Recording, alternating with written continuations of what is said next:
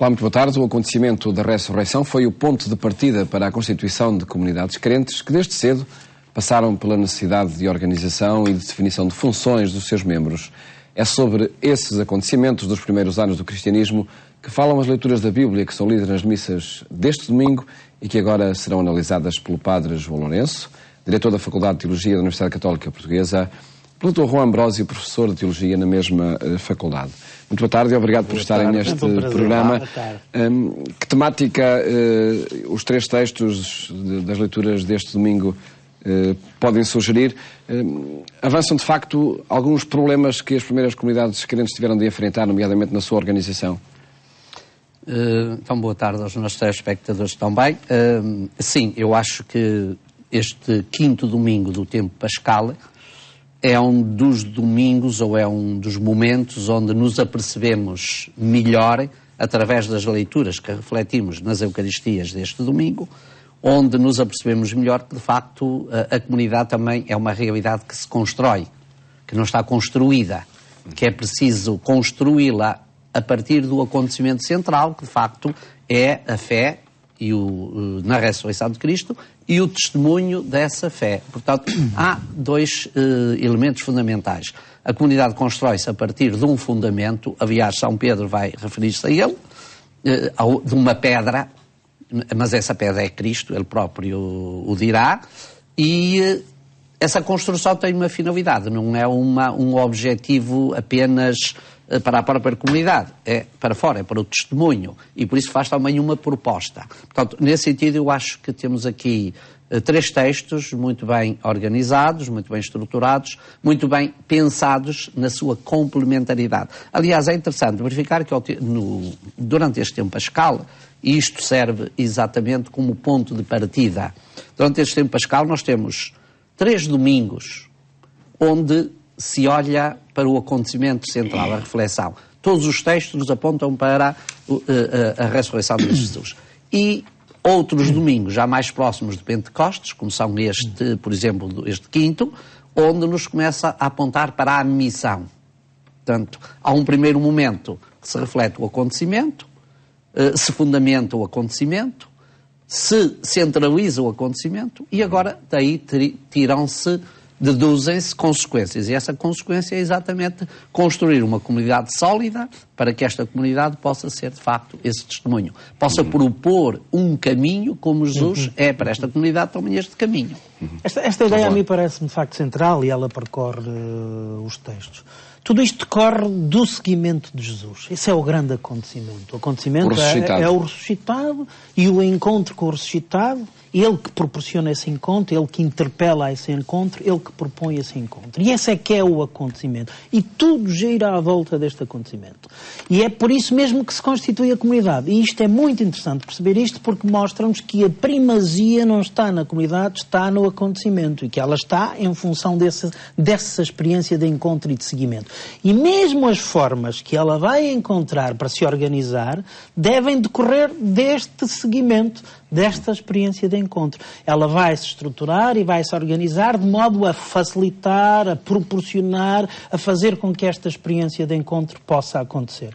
Depois sabemos que ao longo da história às vezes as coisas invertem-se um bocadinho e a comunidade aqui e ali, às vezes, se calhar demasiadas vezes, muitas vezes aqui e ali, centrou-se sobre si mesma, quase que pondo o acontecimento do encontro num segundo momento. Mas esta experiência fontal, digamos assim, é clara nisso. A primazia está no seguimento. A organização decorre desta experiência de seguimento e tem que procurar em cada momento da história aquela organização que melhor sirva esta experiência.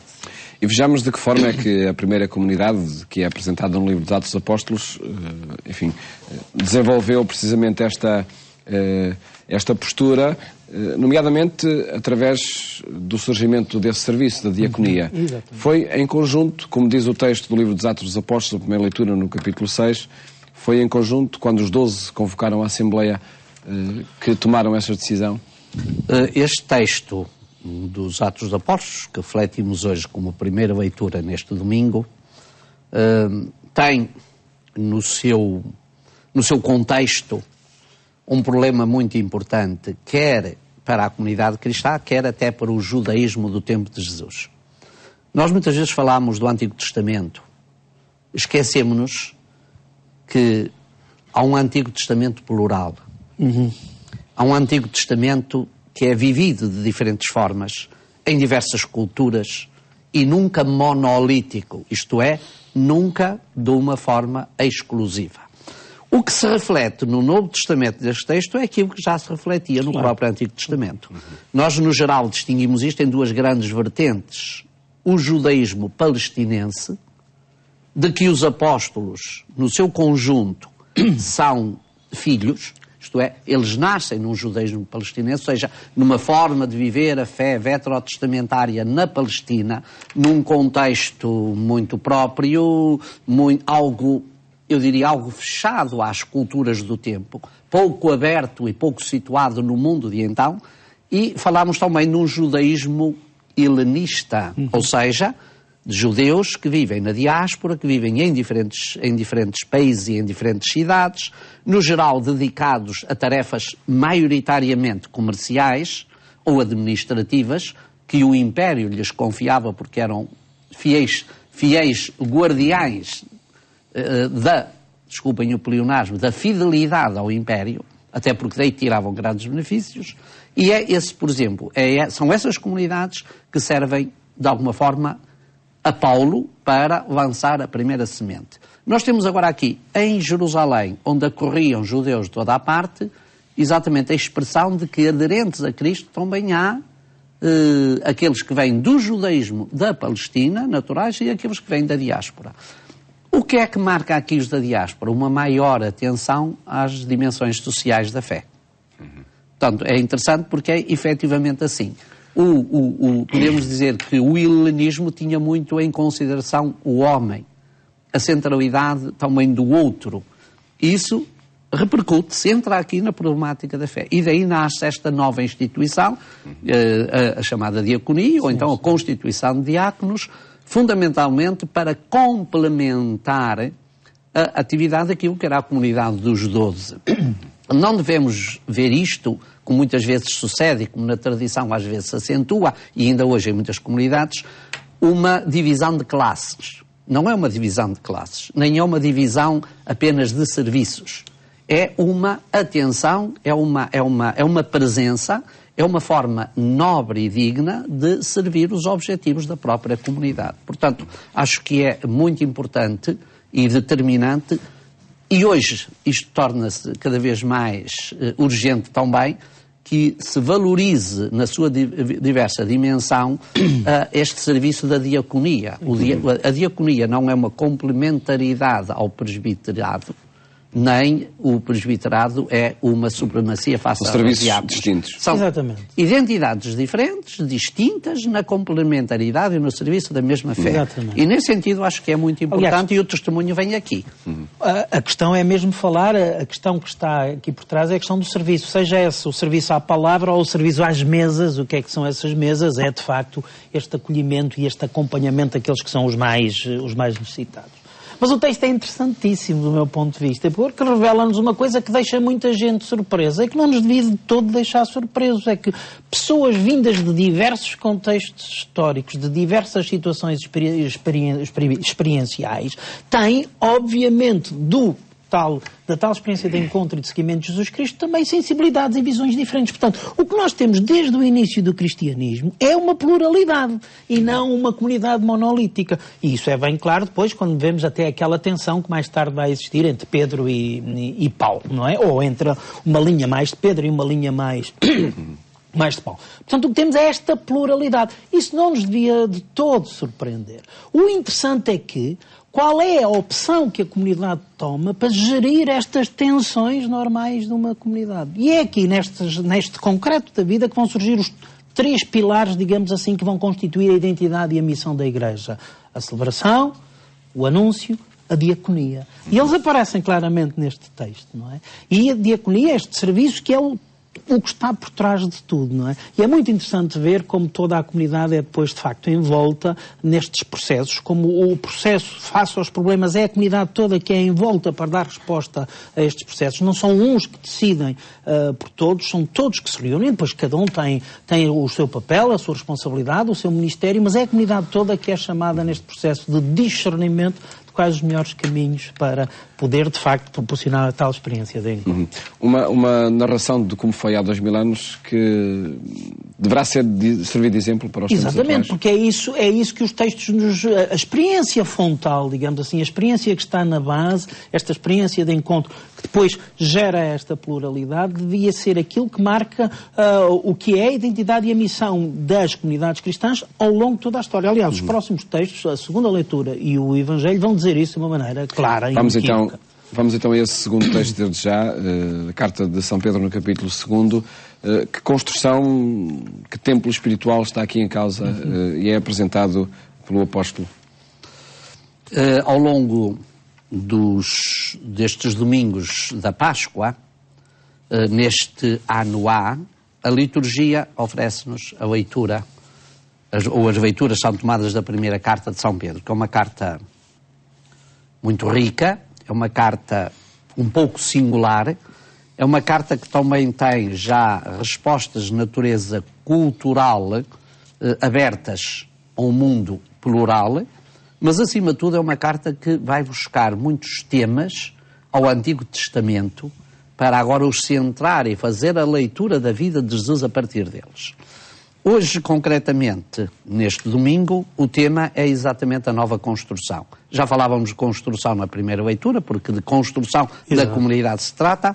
Aqui toma-se Jesus Cristo como o fundamento. É o fundamento desta nova construção. Já o profeta Isaías tinha anunciado, e a teologia profética fala muito disso, que Deus vai realizar a construção de um novo povo.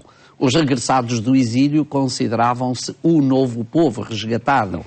E o fundamento era sempre, de facto, Sião. Sião era o berço. Sião no sentido global, possamos identificá-lo com Jerusalém geograficamente, mas o conceito de Sião é um conceito mais alargado. Pois Deus, de facto, ia pôr uma rocha. A rocha é aquilo que serve de fundamento, de base, não é? Ora, Pedro vai exatamente buscar este tema à teologia profética para o aplicar a Jesus. Que Jesus é o grande fundamento. Portanto, ele não é só apenas a nova Sião, é ele, é o corpo glorioso, como depois o Apocalipse vai mostrar. Mas, acima de tudo, mostrar que é ali desta experiência com Cristo que nasce esta nova construção. E por isso o autor da carta vai exatamente convidar os crentes a construir esta novidade radicalmente a partir de um fundamento, de um alicerce. Aliás, o Evangelho fala sempre disso, toda a construção tem de ter um alicerce, importa ter um alicerce sólido. E o alicerce sólido é a rocha. E, de facto, a rocha é Jesus. Aliás, a própria teologia rabínica e cristã mais tarde jogava um bocadinho com o sentido das palavras em hebraico, ben, que significa filho, e ben, que significa rocha. Portanto, alguns diziam, é na rocha que vai fazer o fundamento ou é no filho que faz o fundamento. A rocha que os construtores rejeitaram tornou-se a pedra angular. Essa leitura poderia ser também o filho rejeitado por aqueles que querem construir este novo povo, que eram os judeus, tornou-se agora a rocha fundamental de uma nova construção.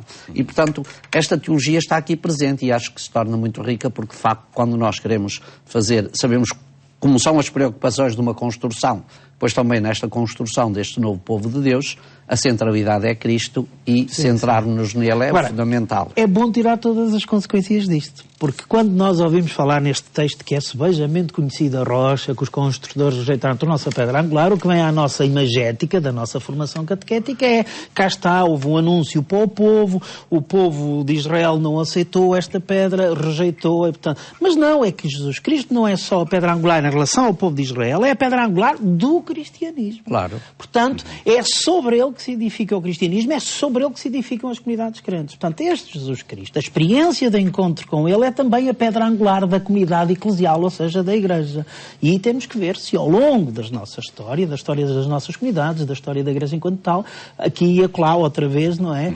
Essa pedra não foi, de facto, substituída por outras, não se puseram no centro outros interesses que não esta pedra angular. Portanto, tal precedência do acontecimento. Exatamente, sempre a precedência do acontecimento. O Jesus Cristo é a pedra angular também e, sobretudo, para o cristianismo. Portanto, ele tem que ser o critério a partir do qual organizamos as nossas comunidades. As nossas comunidades têm que estar sempre organizadas na sua estrutura visível e organizativa, porque dela necessita, mas em função desta experiência de encontro, em função deste seguimento de Jesus Cristo, em função de levar a bom porto a própria missão de Jesus Cristo, porque ele é a pedra angular e, portanto, ele deve ser o critério para nos ajudar a ver também a maneira como as comunidades estão a concretizar ou não a sua fidelidade a esta missão e a concretizar ou não a sua identidade. Permites-me dizer uma palavra que complementa aquilo que eu há pouco estava a dizer. Pode parecer que não vem a propósito, mas acho que ela ilustra muito. O tema da pedra e da construção está muito associado ao capítulo 21 também de São João, quando Jesus confia a Pedro, e falo junto às pedras do mar da Galileia, segundo a tradição. Quando se visita Taba, que é o lugar do primado, assim dito, do cenário onde o encontro de Jesus e o ministério de Pedro, existe de facto uma grande rocha. E é muito interessante que quando Paulo VI visitou a Palestina em 1964, ao chegar lá, diz esta frase, que quando eu visito sempre me emociona muito, porque recordam, é por causa desta pedra que eu hoje sou Pedro. E, portanto, porque é por causa desta pedra que com Pedro, em Jesus se constrói a Igreja. Claro. Não é? E, portanto, acho que este sentido da construção nova era um elemento importante que está presente no Novo Testamento, que a carta de Pedro veicula, porque ela é essencialmente também dirigida para hebreus, não é? Essencialmente dirigida para hebreus, embora aberta também a cristãos da diáspora. E avançamos para o texto do Evangelho, que é do capítulo 14 de São João. O que é que leva... Em que contexto é que Jesus sente a necessidade de dizer eu sou o caminho, a verdade e a vida? Que dúvidas pairavam no contexto deste texto? Eu acho que as dúvidas que pairavam no contexto deste texto são as dúvidas que pairam nos contextos de todos os homens e de todos os tempos. Aquelas perguntas são aquelas perguntas exatamente para onde vamos. Claro. Para onde vamos? Qual é o caminho? E quando queremos ir para algum sítio, a primeira preocupação é saber o itinerário, o caminho, o roteiro, não é? Se não temos, hoje em dia, naquela altura não havia GPS, não é? E, portanto, sem GPS era preciso saber qual era o caminho. Jesus propõe um GPS. O GPS é o meu testemunho, é a minha vida, não é? Portanto, eu sou o caminho, a verdade e a vida. Acho que é, de facto, uma síntese que responde a três grandes questões. O caminho, que é a meta.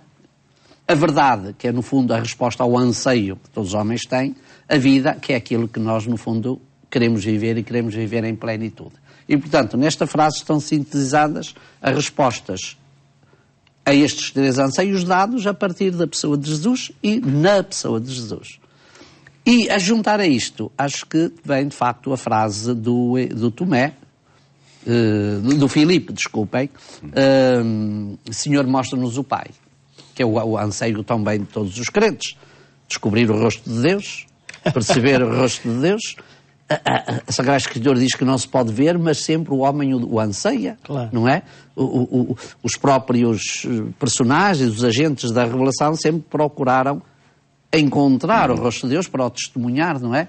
Quando Moisés desce o Sinai, diz-se que na sua frente irradiava, que o seu rosto irradiava, porque era o espelho do Deus com quem tinha falado. Portanto, isto, no fundo, traduz os anseios íntimos e profundos da identidade humana. E o que aqui Jesus vem dizer é, de facto, a novidade do Novo Testamento. É que Ele é o rosto do Pai. Não outro rosto, como mais tarde vai dizer São João da Cruz. Se alguém pedisse hoje a Deus que revelasse outras coisas que não aquelas que Jesus nos tinha revelado, esse podia-se considerar um aldrabão. Porquê? Porque estava a pedir a Deus coisas que já Jesus tinha dito por tudo. Eu já disse tudo. Agora basta-nos a nós descobrir. E, de facto, acho que este Evangelho é de uma riqueza incalculável, porque associa estes dois sentidos, ou estas duas dimensões, o caminhar e o encontro, a descoberta e o saber quem é e para onde vamos. Não é? Colocando as mesmas questões de todos os tempos, exatamente, também na realidade. Esta questão, qual é o caminho? O caminho é que vemos, é a questão da humanidade, não é? Qual é o sentido da vida? Que história? E como ela é atual nos nossos dias? E a resposta parece que nem não passou ao longo de 2000 anos. É verdade, vai passando, mas é preciso sempre insistir nela. Pois, não passou totalmente, Não passou totalmente, no sentido de dizer que caminho seguir, que história construir, que futuro vamos erigir. Para aqueles que são crentes, a resposta surge inequívoca. Eu sou o caminho, a verdade e a vida. Agora é bom dizer-se aqui uma coisa. Este caminho, verdade e vida não é simplesmente a memória de um Jesus que viveu há 2000 anos e que eu trago e que lembro as coisas que ele fez, as coisas que ele disse. É um estilo de vida, uma maneira de viver. E esse estilo de vida é que é o caminho, a verdade e a vida, e não simplesmente a memória de um personagem que viveu há 2000 anos, por mais importante que ele seja. Aliás, porque cheios de personagens importantes está a história, não é? Aqui não é só essa memória que está em causa, é muito mais do que isso. É um estilo, é um fazer presente, é um adotar hoje, para mim, esse estilo. É um seguir esse caminho, é um fundamentar a minha vida nessa verdade. É, de facto, um viver dessa maneira. E qual é o critério? O critério aqui apresenta-se em duas direções. A relação com Deus Pai, e por isso quando pergunta, mas Senhor, onde está Deus? Mostra-nos. Quem me vê? Vê o Pai. Portanto, esta ideia de que Deus está presente e está presente naqueles que acreditam nele, era assim com Jesus, é assim com a comunidade edificada nessa rocha que é Jesus, mas não é só essa relação, é também que essa relação concretiza-se depois na diaconia. Voltamos de novo à diaconia, ou seja, no serviço à humanidade, no serviço à condição humana, na promoção da dignidade humana, sobretudo daqueles que estão mais desprotegidos. Um rosto feito de muitas linhas e de muitos perfis, são gestos que caracterizam. São gestos, é um rosto feito de ação, de uma vida concreta em prol da promoção da dignidade humana. Desafios que estes textos sugerem. E isso é que é o seguimento de Jesus. Agradeço terem apresentado neste programa, onde quisemos descobrir os desafios sugeridos pelas leituras da Bíblia para o tempo pascal que a Igreja Católica vive. Votos de bom domingo. Até à próxima segunda-feira, se Deus quiser.